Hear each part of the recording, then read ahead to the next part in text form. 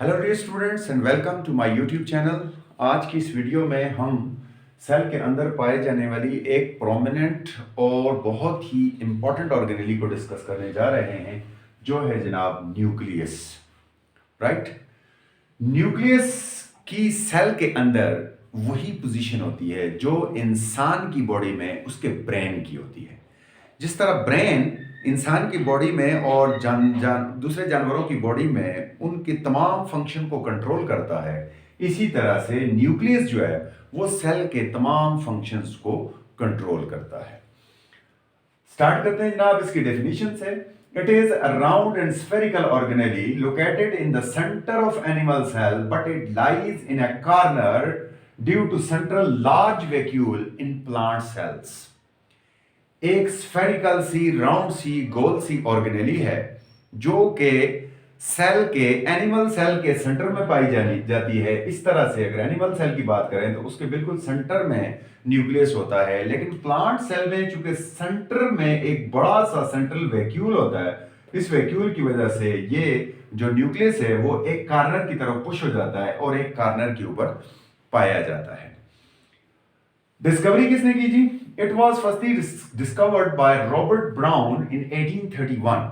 इसको पहली बार Robert brown ने 1831 में डिस्कवर किया था। It mainly consist of 4 parts. इसके अंदर 4 बुनियादी हिस्से होते हैं जनाब। इस डायग्राम से हम समझने की कोशिश करेंगे। सबसे पहले इसके सबसे बाहर एक डबल मेम्ब्रेन पाई जाती है जिसे न्यूक्लियर मेम्ब्रेन कहा जाता है। याद रखिएगा कि न्यूक्लियर मेम्ब्रेन के 2 हिस्से होते हैं, एक आउटर मेम्ब्रेन होती है, एक इनर मेम्ब्रेन होती है। यानी न्यूक्लियस के ऊपर भी डबल मेम्ब्रेन पाई जाती है और इस मेम्ब्रेन में जगह जगह ऐसे छोटे छोटे सुराख पाए जाते हैं जिनको न्यूक्लियर पोर कहा जाता है। और ये न्यूक्लियर पोर जो है, यहां से ये मेम्ब्रेन नॉर्मली सेमी परमिएबल है और कुछ खास मटेरियल को सेल के अंदर इंटर होने देती है और कुछ दूसरे मटेरियल को, पोलर मटेरियल को नहीं जाने देती। वो पोलर मटेरियल कैसे आते जाते हैं, वो ज्यादातर इन न्यूक्लियर पोर के जरिए, इन छोटे सुराखों के जरिए न्यूक्लियस के अंदर और बाहर साइटोप्लाज्म में आते जाते हैं। दूसरी न्यूक्लियर मेम्ब्रेन की खास खूबी यह है कि ये न्यूक्लियस के अंदर जो पानी होता है, न्यूक्लियस के अंदर जो लिक्विड होता है, उसे न्यूक्लियोप्लाज्म कहते हैं। जबकि हमें पता है कि सेल के अंदर, सेल मेम्ब्रेन के अंदर जो लिक्विड होता है, जो पानी होता है, समझ लें, उसे हम साइटोप्लाज्म कहते हैं। अब साइटोप्लाज्म और न्यूक्लियोप्लाज्म को एक दूसरे से अलग करना, बाहर साइटोप्लाज्म है, अंदर न्यूक्लियोप्लाज्म है, बीच में न्यूक्लियर मेम्ब्रेन है। तो न्यूक्लियर मेम्ब्रेन जो है वो साइटोप्लाज्म को न्यूक्लियोप्लाज्म से अलग करती है और चीजें जब साइटोप्लाज्म से न्यूक्लियर प्लाज्म में जाना चाहती हैं या न्यूक्लियर प्लाज्म से साइटोप्लाज्म में आना चाहती हैं, उस ट्रैफिक को कंट्रोल करना भी न्यूक्लियर मेम्ब्रेन का काम होता है। और मैंने कहा इसमें मेन रोल जो है वो न्यूक्लियर पोर जो है वो अदा करते हैं। उसके बाद दूसरी चीज ऑलरेडी मैंने कहा कि इसके अंदर एक खास किस्म का पानी पाया जाता है, डेंस, ट्रांसपेरेंट और डेंस किस्म का फ्लूइड पाया जाता है जिसे हम न्यूक्लियोप्लाज्म कहते हैं। न्यूक्लियोप्लाज्म में बेसिकली बहुत सारे हार्मोन्स पाए जाते हैं।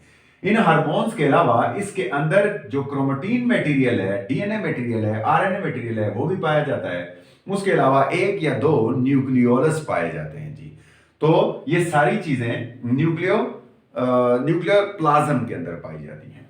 न्यूक्लियर प्लाज्म से थोड़े से आगे निकले तो हमारे पास जो दूसरी चीज है वो है जनाब न्यूक्लियोलस। अक्सर सेलों के अंदर, न्यूक्लियोप्लाज्म के अंदर 1 या 2 और छोटी बॉडी पाई जाती हैं जो जिन्हें न्यूक्लियोलस कहा जाता है और इसका सिंगुलर न्यूक्लियोलाई है, प्लूरल न्यूक्लियोलाई है। न्यूक्लियाई जो है वो बेसिकली एक छोटा सा राउंड पार्ट होता है जिसका मेन फंक्शन क्या होता है कि ये राइबोसोम्स बनाता है। ठीक है। It is a small round body in the nucleus and there are 1 or 2 nucleus find. Their main function is to produce ribosomes and they are made up of DNA, RNA and protein.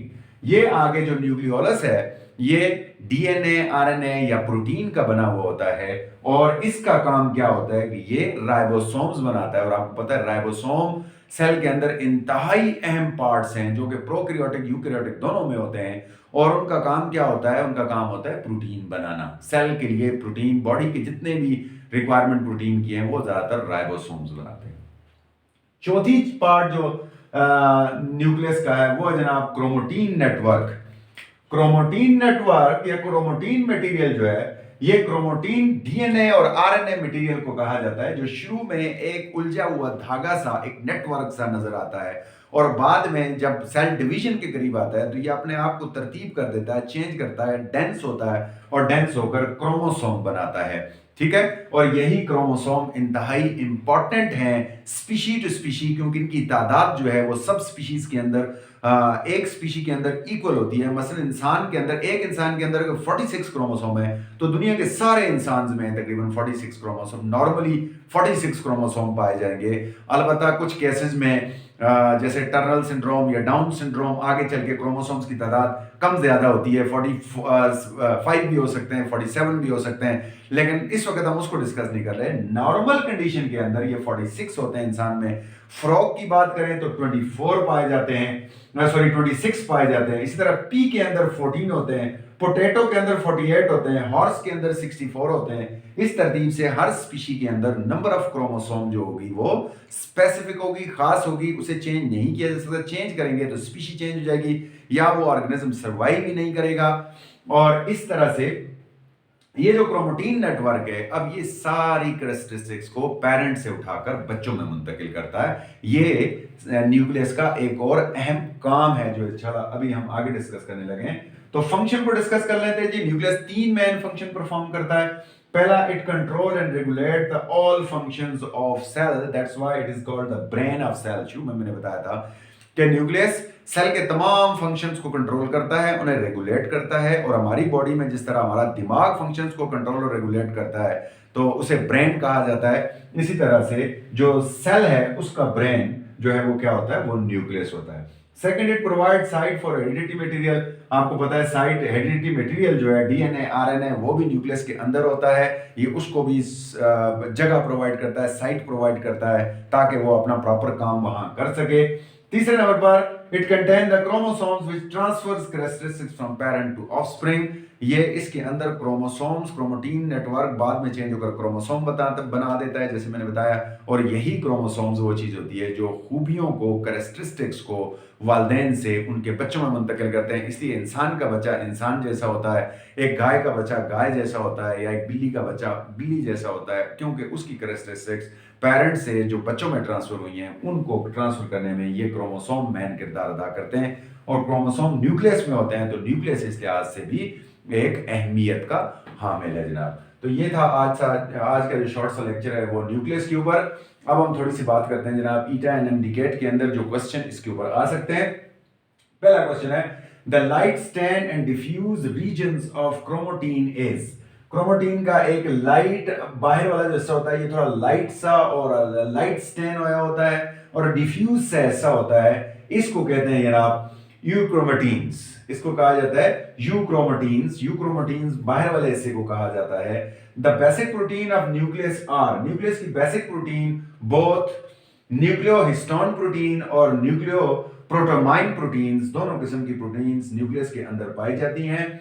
इसके अलावा the DNA protein ratio in the chromatin is. हमें पता है कि क्रोमोटीन के अंदर DNA और protein दोनों पाए जाते हैं, तो उनकी रेशो क्या होती है, ये इक्वल रेशो में होते हैं, 50% 1:1 होती है। Nucleus has. न्यूक्लियस के अंदर क्या क्या होता है जी, न्यूक्लियस के अंदर डीएनए आरएनए और प्रोटीन तीनों चीजें पाई जाती हैं। इसके अलावा nuclear membrane has continuous connection with. Nuclear membrane किस चीज के साथ कंटिन्यूसली कनेक्ट हुई होती है, यहां थोड़ा सा आपको ड्रा करके बता देता हूं कि इसके साथ इस तरह डायरेक्टली कनेक्शन में आपके पास रफ एंडोप्लाज्मिक रेटिकुलम पाई जाती है।